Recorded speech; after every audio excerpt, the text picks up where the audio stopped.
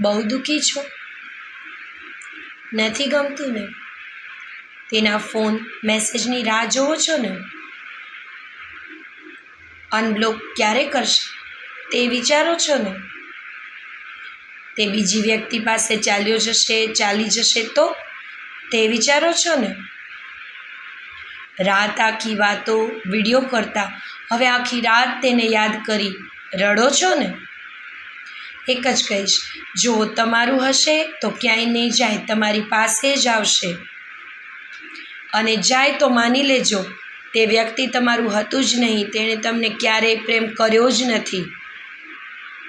અને દુઃખી થવાથી સંબંધ સુધરી જશે? નહીં ને, તો દુઃખી રહેવાનો, બંધ રૂમ કરી રડવાનો, તેના ફોટા જોઈ રોવાનો શું મતલબ? અને કદાચ તે નથી બોલતો કે નથી બોલતી તો સંબંધ તો બંનેનો છે ને. તમે પહેલ કરો, એકવાર નહીં તો અનેકવાર પ્રયાસ કરો પોતાના પ્રેમ માટે થઈને.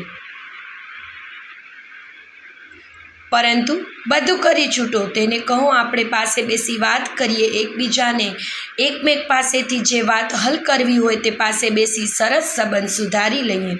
પણ તમારા જ પ્રયત્ન ચાલુ રહે, સામેથી ઈચ્છા નથી સંબંધની એવું લાગે તો સ્વીકાર કરો. સ્વીકાર કરી હિંમત કેળવી જિંદગીમાં આગળ વધી જાઓ.